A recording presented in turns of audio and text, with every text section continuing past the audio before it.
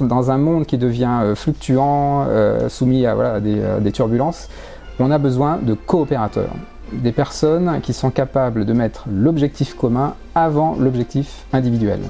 Bienvenue dans la deuxième édition de la nouvelle émission de Mac de Lyon Connect.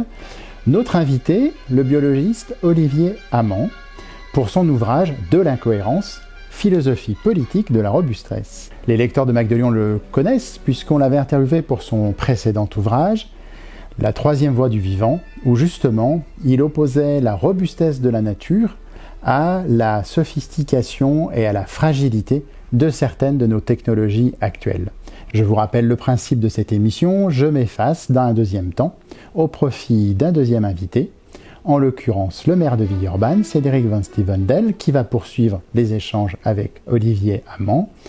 Le maire de Villeurbanne a accepté du passer de rôle de l'interviewé, qu'il tient souvent, forcément face à des journalistes, à celui d'intervieweur.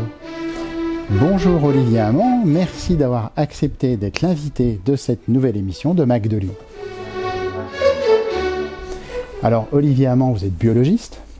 Comment vous êtes sorti des plantes pour vous intéresser à ce concept de la robustesse et appliquer ce concept de la robustesse à la société et on va voir même peut-être au rapport politique? Oui, donc en fait, la robustesse, c'est un sujet important en biologie, même un sujet chaud pour les scientifiques, et ça pourrait rester là. Voilà, comment les plantes font des formes reproductibles de façon robuste, ce genre de questions-là.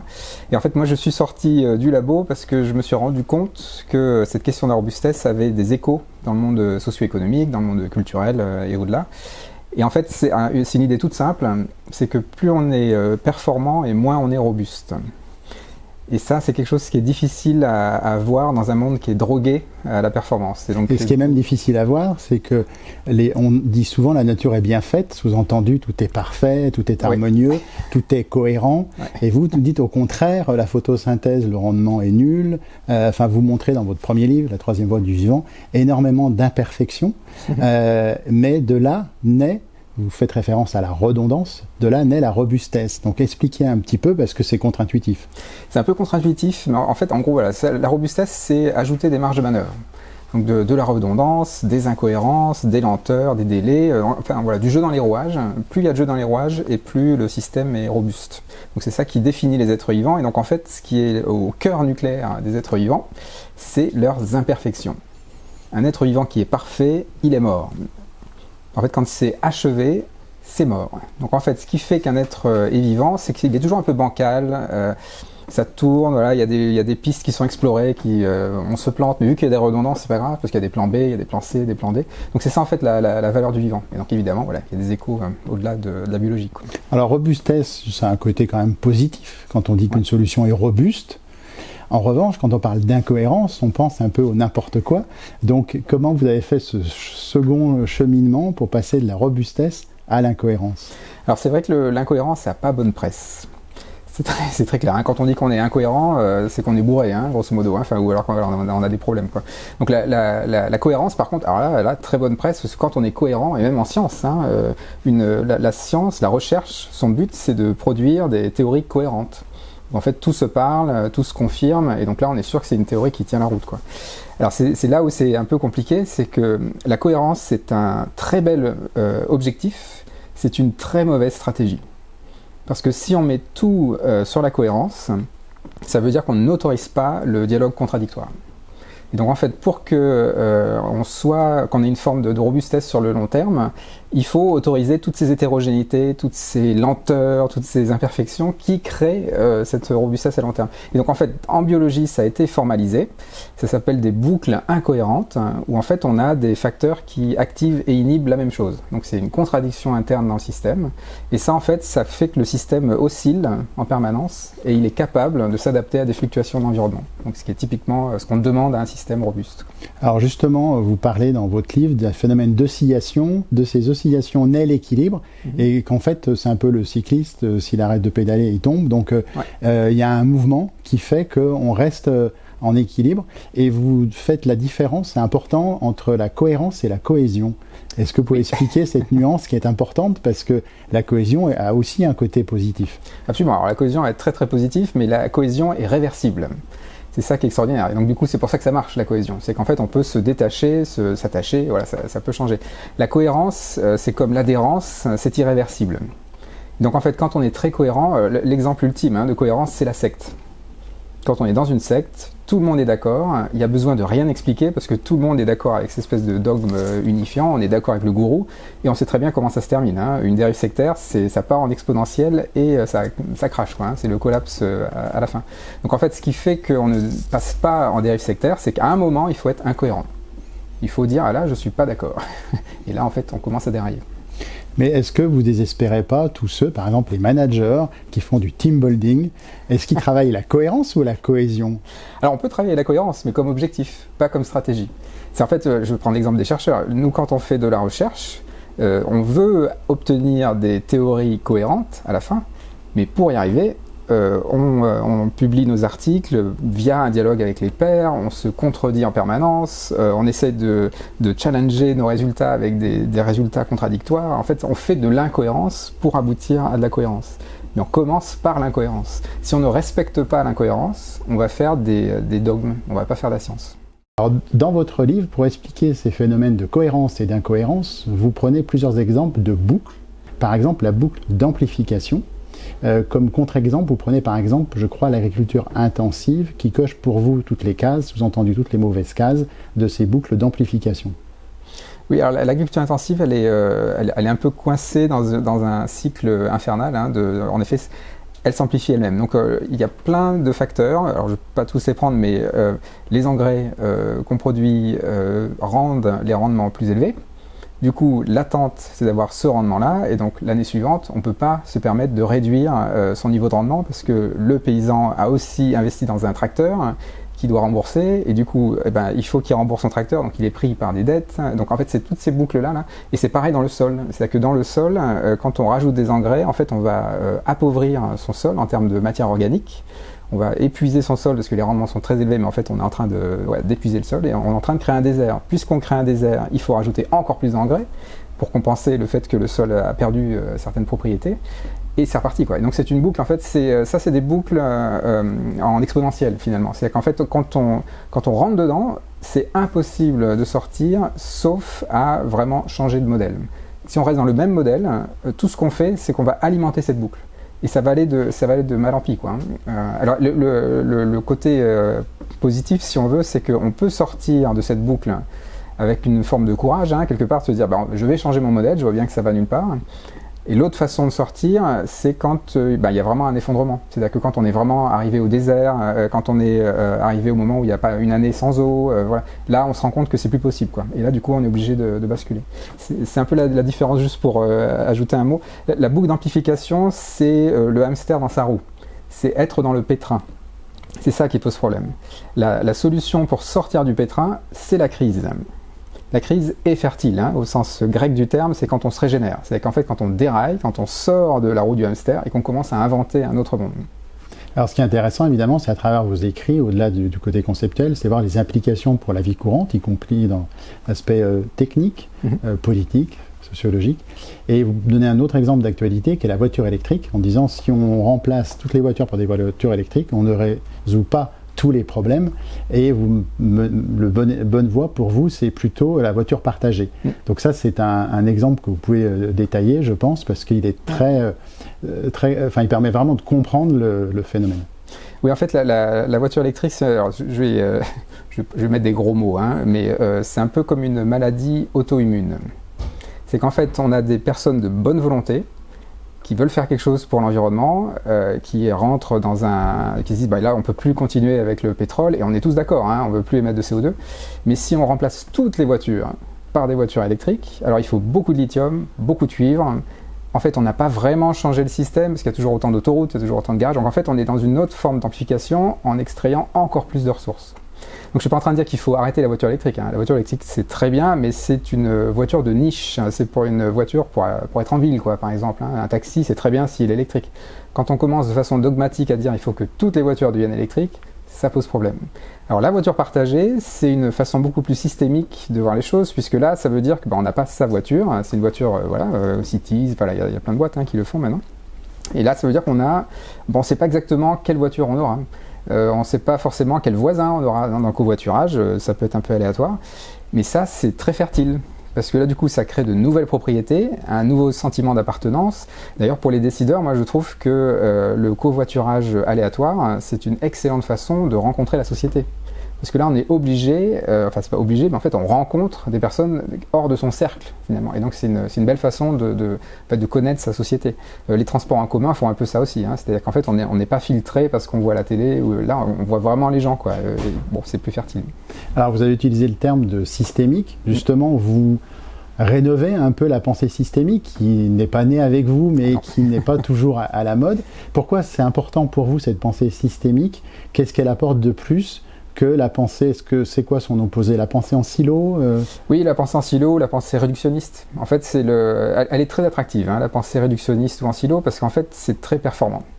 Quand on pense en silo, ça veut dire qu'au lieu d'élargir le problème, on l'a réduit, et du coup, on peut résoudre ce petit problème. Puisqu'on l'a réduit, on va toujours trouver une solution. Et en plus, on va trouver une très belle solution qui va aller très vite, on va vraiment résoudre le problème.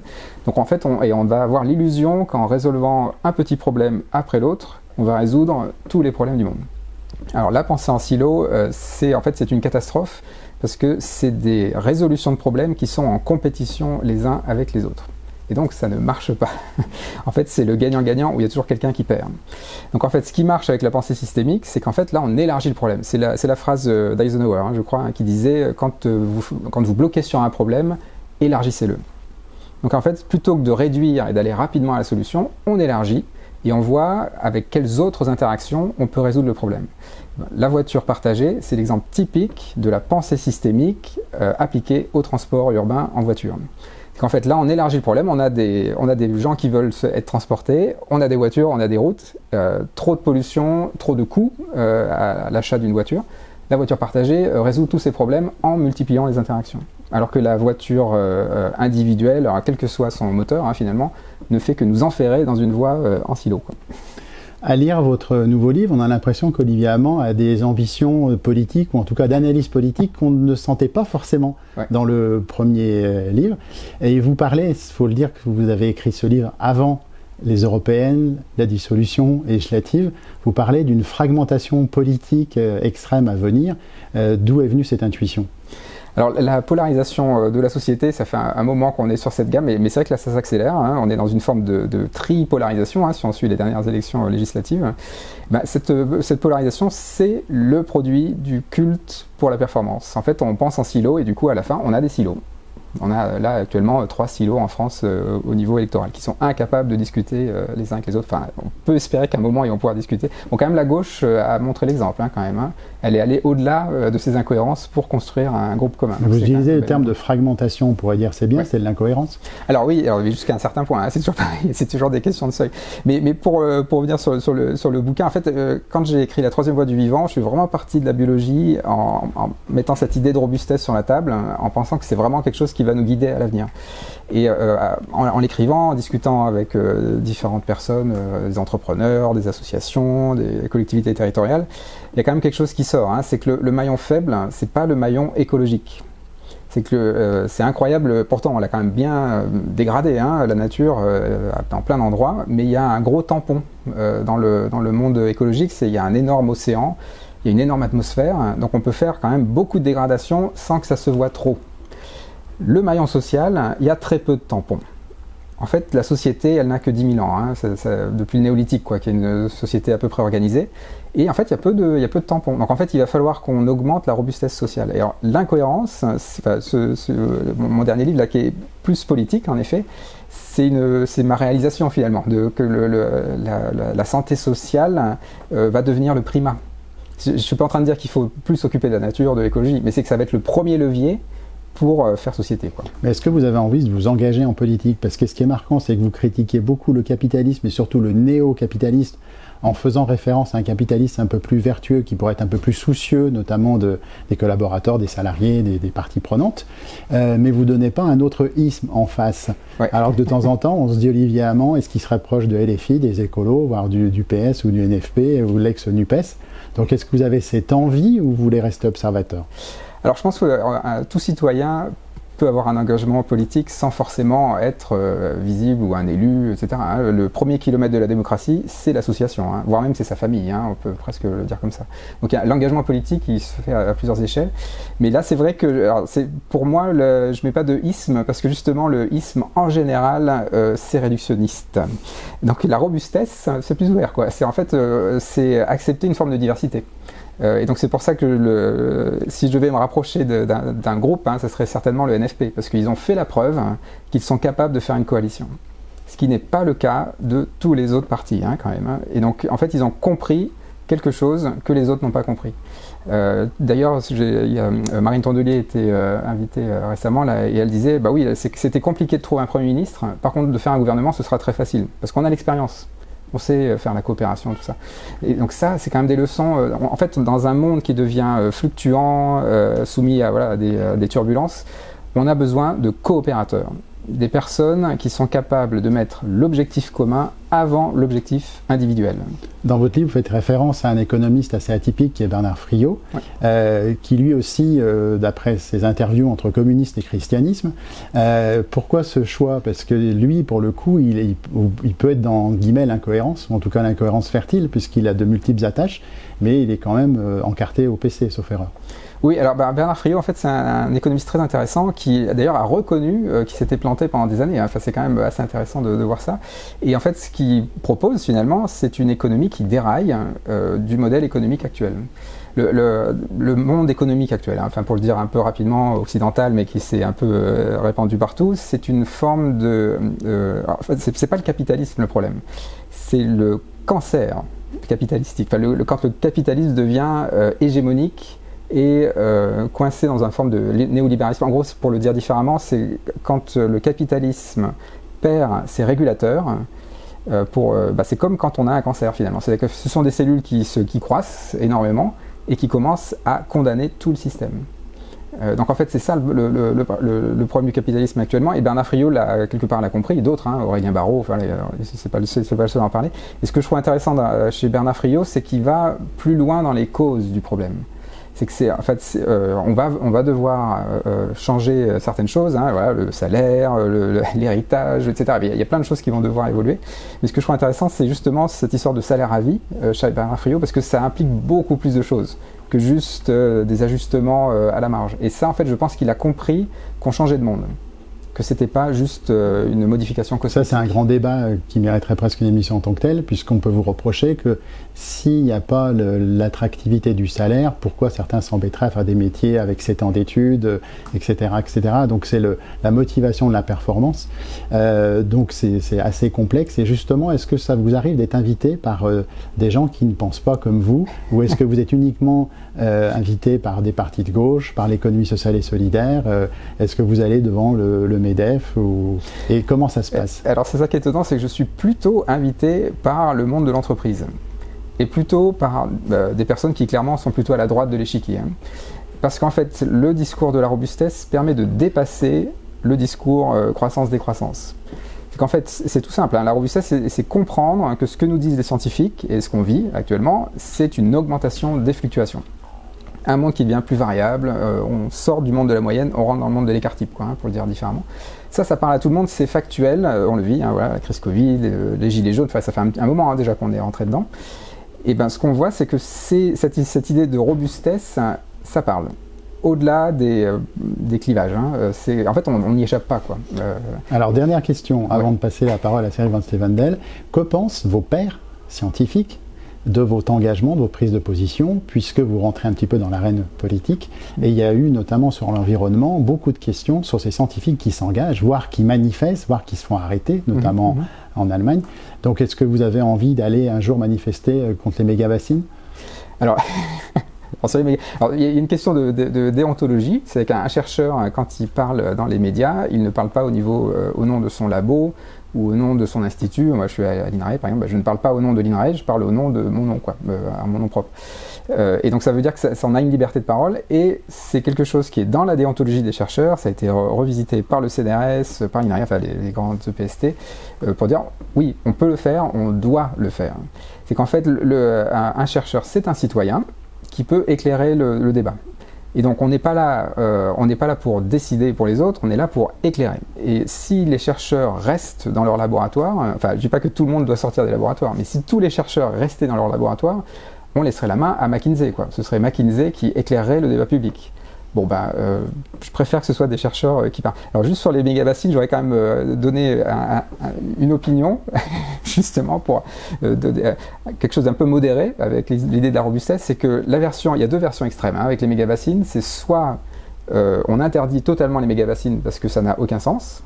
Donc, je suis d'accord sur l'aspect scientifique, ça n'a aucun sens. L'autre version caricaturale, c'est de dire oui, mais les paysans, ils sont bloqués dans leur système, il faut qu'ils irriguent l'année prochaine, donc ils ont besoin de ces mégabassines. Et c'est vrai que ça, il faut l'entendre aussi. Du coup, il y a une version modérée qui est entre les deux, qui est de dire ok, on construit quelques mégabassines, il en reste quelques-unes, mais par contre, les acteurs autour du territoire s'engagent dans les 5 ans, dans les 10 ans, à se rendre indépendants des mégabassines. C'est-à-dire que l'eau qui est dans la mégabassine, elle doit se retrouver dans leur sol. Et donc la mégabassine, c'est une eau de transition, si on veut.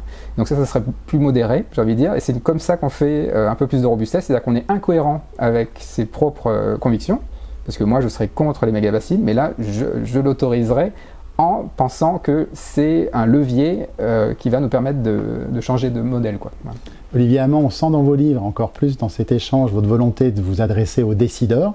Donc justement, on a invité Cédric Van Stevenel, qui est maire de Villeurbanne et qui connaît vos écrits, qui va prendre ma place et continuer cet échange. Il nous a fait le plaisir d'accepter de venir pour cette deuxième émission, alors que d'habitude, c'est lui la vedette de certaines émissions politiques.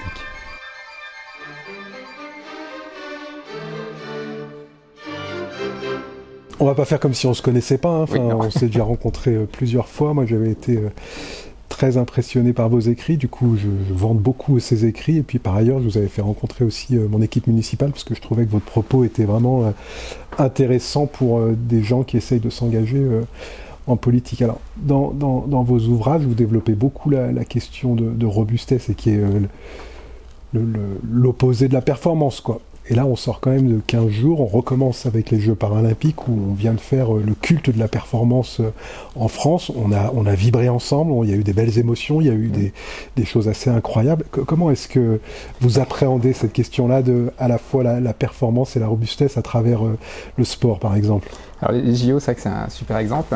Donc en fait, on vibre aux performances, aux compétitions, etc. Mais en fait, ce qui est beau dans le sport, c'est tout ce qu'il y a en amont, en fait, tout ce qu'on n'a pas vu. L'esprit d'équipe, de l'équipe qui mène l'athlète, la coopération et parfois même au moment des médailles. On a vu des coopérations qui apparaissaient entre les athlètes. Donc en fait, c'est cette beauté du sport-là, quoi, qui est vraiment... Et ça, c'est plutôt de la robustesse. C'est s'entraîner dans la durée pour, en 4 ans, arriver à toujours être là. Et la performance, finalement, c'est que le but final, quoi. Mais c'est pas... en gros, si je le dis différemment, un athlète qui serait tout le temps dans la performance, au bout d'un an, il serait cramé, quoi. Donc en fait, il faut qu'il écoute son corps, il faut qu'il ait toute une équipe qui prenne soin de lui, il faut que lui il prenne soin de son équipe. Ça, c'est de la robustesse, quoi. D'accord, donc ça veut dire qu'aujourd'hui, on ne met pas assez en avant cette question de la robustesse, y compris dans le culte de la performance où on valorise les réalisations d'un ou d'une sportive de haut niveau. C'est en train d'évoluer quand même. Je trouve que, alors c'est vrai que les médailles, c'est un peu la version vraiment ras des pâquerettes des JO, quoi. Si on ne regarde que les médailles, c'est pas le plus intéressant. Par contre, la beauté du geste et le fait aussi que parfois, il y a des athlètes qui arrivent à peu près en même temps, à un centième de seconde ou je sais pas quoi, qui décident d'être tous les trois en haut du podium. Ça s'était arrivé à Tokyo, je crois. Et je trouve ça intéressant, c'est quelque chose qu'on n'aurait pas vu il y a des années. Donc en fait, il y a quand même ce mouvement-là qui vient, et aussi le marathon, par exemple, le marathon citoyen. Voilà, encore un autre exemple de cette robustesse moins performante qui vient, quoi. Un grand succès sur le marathon. Moi, il y a une chose qui vraiment je trouve extrêmement intéressante et qui, moi, en tant que responsable politique, me rassure. C'est qu'à la fois, vous êtes une violence et sans concession aucune sur le diagnostic. En gros, l'effondrement, il est là, on est dedans, enfin voilà, c'est en route. Et pour autant, vous dites, il y a des possibilités de trouver des chemins.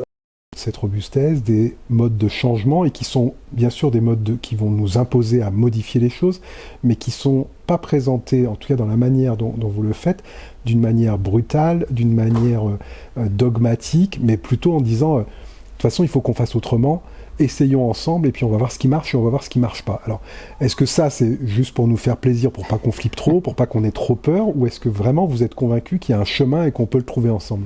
Alors, je suis vraiment convaincu. C'est-à-dire qu'en fait, les fluctuations, on n'y échappe pas. Si je le dis un peu brutalement, là pour le coup, pour arriver dans un monde sans fluctuations ou avec moins de fluctuations, il aurait fallu bifurquer dans les années 60. On ne l'a pas fait. Donc là maintenant, il est trop tard pour éviter les fluctuations. Donc on va rentrer dans un monde très fluctuant. En fait, on est rentré dedans. Ça fait une vingtaine d'années qu'on voit des méga feux, des méga inondations, des remous sociaux, des crises géopolitiques. Donc on est dedans. Mais par contre, en effet, moi je crois vraiment qu'on va rentrer dans un monde beaucoup plus intéressant que le monde qu'on a quitté. En fait, on s'est laissé avoir par ce monde de la performance qui est soi-disant très joyeuse. En fait, c'est très étroit. La performance, c'est la canalisation, quoi. En fait, c'est comme sur une autoroute. On va très vite, mais on voit pas le paysage, on rencontre personne. Le petit chemin de randonnée où on rencontre, on voit les paysages, etc. C'est beaucoup plus joyeux, quoi. En fait, on va dans ce monde-là où c'est plus lent, mais par contre, c'est beaucoup plus riche.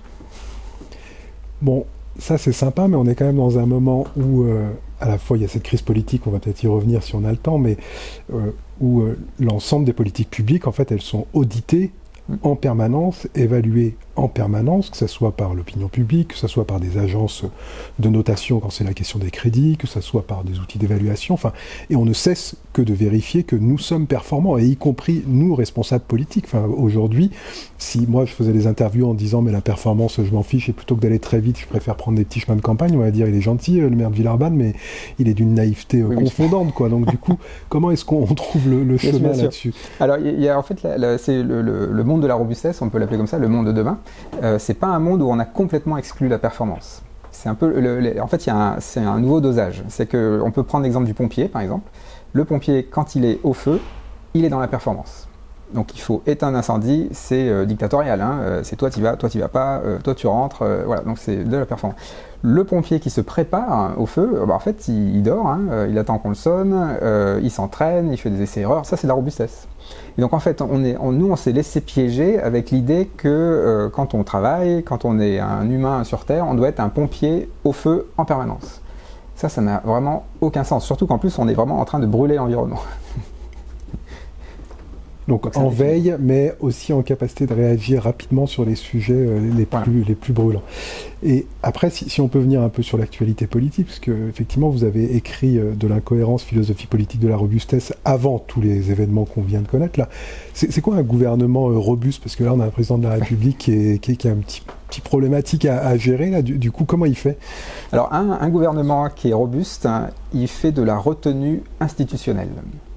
Donc en fait, le gouvernement là, a accès à des tas d'outils. On a vu avec Elisabeth Borne, par exemple, sur le 49.3, ça c'est un manque de retenue institutionnelle. C'est-à-dire que j'ai accès à un outil qui me permet de passer des lois sans l'avis du Parlement. Ça, c'est du forçage qui permet de faire avancer les choses. Donc parfois, ça peut être utile. Mais quand on le fait tout le temps, là, ça devient autoritaire. Donc en fait, c'est une forme de démocratie autoritaire, quand on commence à ne plus faire de retenue institutionnelle. Là, le côté un gouvernement démissionnaire qui dure aussi longtemps, c'est pareil, c'est un manque de retenue institutionnelle.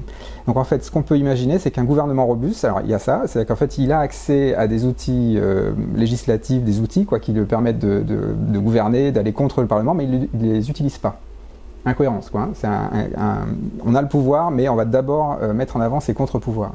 Et puis c'est aussi un gouvernement qui se construit sur sa diversité. C'est le côté monolithique, ça maintenant c'est plus possible, quoi. En fait c'est très ringard.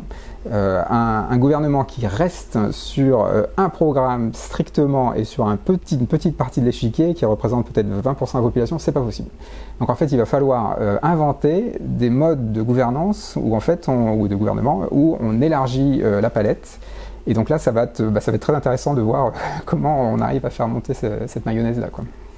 Après, il avait déjà essayé, le président de la République, d'élargir, puisqu'il nous avait dit qu'on sortait de la droite et de la gauche et qu'on trouvait autre chose. Donc peut-être qu'il avait lu à ce moment-là vos écrits. Non, moi j'ai une dernière question, parce que c'est quelque chose qui me préoccupe particulièrement en tant que maire. C'est la question du gouvernement, elle est liée à l'actualité, mais c'est quoi une démocratie robuste aujourd'hui? Enfin, et presque on pourrait se dire qu'elle est robuste. C'est-à-dire pour l'instant, les gens ne sont pas encore dans la rue, alors qu'ils pourraient presque, au regard effectivement de la violence qui est politique aujourd'hui, qui fait cours dans les non-décisions qui sont de fait pas prise par le président de la République. Donc c'est quoi une démocratie robuste finalement? Une démocratie robuste, elle est robuste à toutes les échelles, quoi. Donc ça veut dire que on se sent... En fait, c'est une forme c'est de réinventer la sécurité, je pourrais le dire comme ça.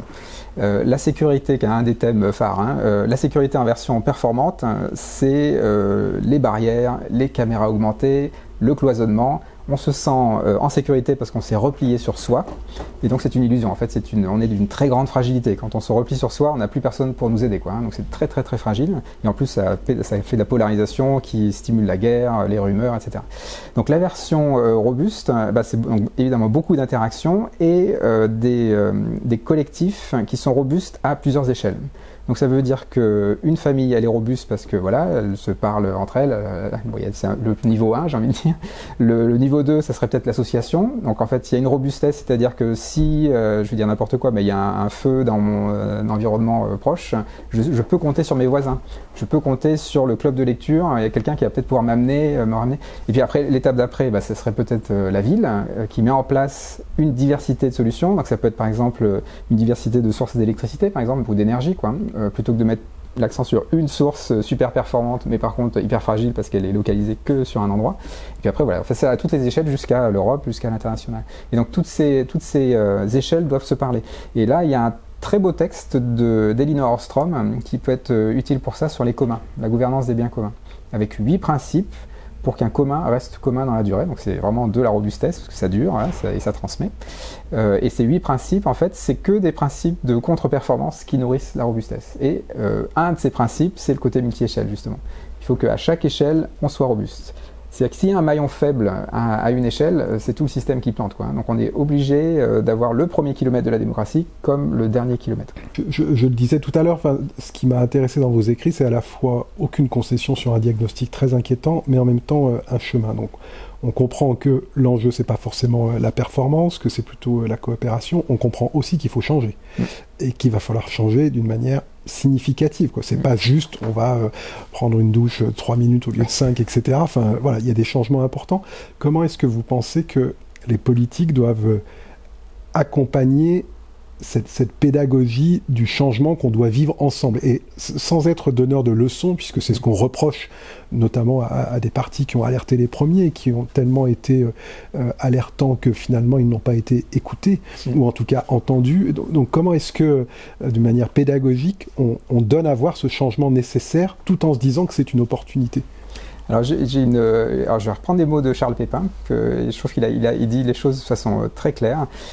Dans le monde d'avant, dans le monde de la performance, ce qu'on demandait aux décideurs, en fait un décideur dans le monde de la performance, c'était quelqu'un qui disait je veux et je sais comment faire. Donc ça permet d'être très performant, parce qu'on a juste besoin de suivre le leader, et on y va, très performant, on y va très vite. Bon, par contre on peut se planter, et en plus c'est excluant, parce que si on dit je veux et je sais comment faire, on exclut tous les autres. Dans le monde de la robustesse, le décideur, en fait, c'est pas vraiment un meneur, c'est plutôt un facilitateur. Et c'est quelqu'un qui dit « j'ai envie et je ne sais pas comment faire ». Et ça change tout. C'est-à-dire qu'en fait, ce qu'on met sur la table, c'est le manque. En fait, on dit « bah oui, là, moi, ça me paraît une super destination, je pense que là, on peut vraiment y aller, quoi, mais par contre, je ne sais pas comment on y va, quoi ». Et ça fédère, ça mobilise, et en fait, c'est ce qu'on peut dire, ça, en fait, c'est de la puissance. C'est qu'en fait, même si le décideur n'est pas là, ça continue. Et ça, en fait, c'est pour ça que c'est très joyeux, la robustesse, puisqu'en fait, c'est collectif, c'est riche, c'est basé sur les interactions, et ça se propage, quoi, ça se déploie. Donc c'est très ouvert, alors que le monde de la performance est plutôt étroit, la canalisation, quoi. Vous avez comme ça en tête un exemple de changement pour que les auditeurs comprennent bien le côté positif possible dans ces changements, au-delà du covoiturage qu'on a évoqué tout à l'heure, du véhicule partagé. Oui, en fait, il y en a plein. C'est ça qui est extraordinaire. Donc, quand on bascule de l'agriculture intensive à l'agroécologie, c'est beaucoup plus d'interaction avec les voisins paysans, des interactions entre les espèces, la permaculture, l'agroforesterie. Donc, tout ça, c'est basé sur une richesse d'interaction qui rend la parcelle autonome en eau, en engrais, et tout ça. Enfin, ça devient robuste dans la durée. Un autre exemple, c'est la bascule vers le tout réparable. Il y a 20 ans, le réparable, c'était un atelier de réparation de vélos en ville. Aujourd'hui, il n'y a plus une seule entreprise qui ne se pose pas la question de la réparabilité de ses produits. C'est Darty qui fait Darty-Max, c'est Michelin qui vend des pneus au kilomètre, donc même les grosses boîtes, quoi, hein, donc tout le monde s'y met.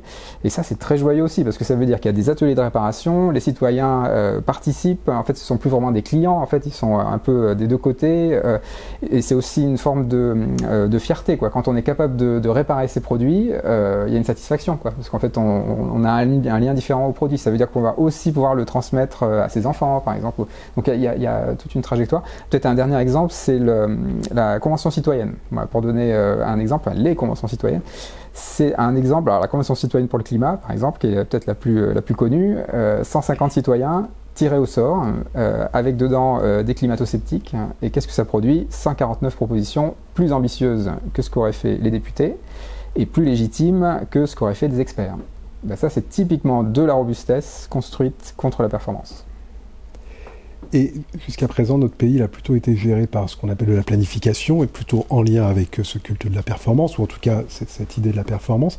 Du coup, comment est-ce qu'on gère un pays aujourd'hui si on se dit que c'est pas la performance? C'est quoi les outils? Parce que vous dites qu'il faut s'adapter en permanence, mais ça veut dire qu'on donne quoi comme feuille de route? Enfin, on voit bien derrière peut-être l'inspiration Edgar Morin sur penser la complexité, etc. Enfin, mais du coup, on fait comment pour piloter une nation et dans un environnement mondialisé, bien entendu, mais comment ça se passe? Alors la planification dans ce monde robuste, elle est, en gros, il y a un grand objectif que tout le monde peut comprendre, hyper lisible. En 5 mots, on doit pouvoir l'avoir résumé. Et il y a beaucoup de jeux autour. Donc c'est pas une planification à la semaine, au mois. En fait, le mot qui va bien avec le monde de la robustesse, c'est le mot se préparer. Alors que dans le monde de la performance, on prévoit. En fait, prévoir, c'est très arrogant dans un monde fluctuant parce qu'on fait l'hypothèse que le monde est stable finalement quand on prévoit. Alors que dans un monde instable, ça sert à rien vraiment de prévoir. Par contre, ça ne veut pas dire qu'il faut arrêter la planification. Il faut en gros avoir une grande idée, une grande vision, voilà, quelque chose d'un peu flou qui laisse, il y a des fils qui dépassent, quoi. On est capable de s'accrocher, peut-être de changer un petit peu, mais voilà. Et du coup, ça donne grosso modo un objectif assez large et peut-être qu'on va tomber un peu à côté de la cible, voilà. Mais c'est un peu théorique quand même dit comme ça. Mais ça veut dire en gros laisser en permanence du dialogue pour pouvoir en fait changer de route, quoi. Pas être trop rigide dans la destination, quoi. Se préparer plutôt que prévoir. Voilà, c'est ça. Parfait. Moi, en tout cas, dans l'ensemble de ces écrits, je trouve que ce qui est très positif, c'est de se dire qu'il y a quelque chose qui peut se jouer. Et en plus, quelque chose qui peut se jouer, et vous le montrez très bien dans le premier ouvrage, en tout cas que moi j'ai lu, sur la troisième voie du vivant, c'est en disant c'est essentiellement les interactions, en fait. C'est ce qui fait qu'il y a échange, c'est ça qui produit quelque chose de positif, et c'est pas que l'un ou l'autre soit très bon, c'est plutôt qu'il y a un échange important, quel que soit le niveau de performance de l'un ou de l'autre des acteurs. Je crois que ça dit quand même 2-3 choses sur les perspectives de ce qu'on est en train de vivre actuellement, donc un immense merci pour cela. Merci. Merci à Cédric Van Stevendel. Donc je reprends la main pour une question finale, un peu de joker. Les JO dont tu as parlé de Mère de Villeurbanne, est-ce que vous les avez vous-même regardés? Alors j'en ai regardé une partie, oui. Moi j'ai beaucoup aimé la cérémonie d'ouverture. Et, enfin bon, voilà, il y a aussi donc là il y a eu beaucoup de participation, voilà, mais beaucoup de participation. Et c'est vrai que j'étais quand même attentif. Alors j'ai pas regardé ça de façon très attentive. Mais est-ce que vous avez vibré devant une performance? Bien sûr. Oui, j'ai laquelle? C'était je crois que c'était les volleyeurs en fait, ou les volleyeuses d'ailleurs plutôt. Je trouvais que il y avait des parties que je trouvais. Enfin on se laisse prendre quoi, comme tout le monde. Mais c'est toujours pareil quoi. Je suis pas, comment dire, c'est pas que je suis contre la performance. Il y a un peu de performance de temps en temps, voilà, ça met un peu de sel, quoi. C'est comme le pompier dans le feu, quoi. Mais moi, ce qui me tue, en fait, c'est plutôt... C'est que tout soit basé là-dessus. Voilà, qu'en fait, la performance est devenue un bulldozer idéologique. Mais on peut être incohérent, lire Olivier Hamon et vibrer devant la performance. Absolument. Merci.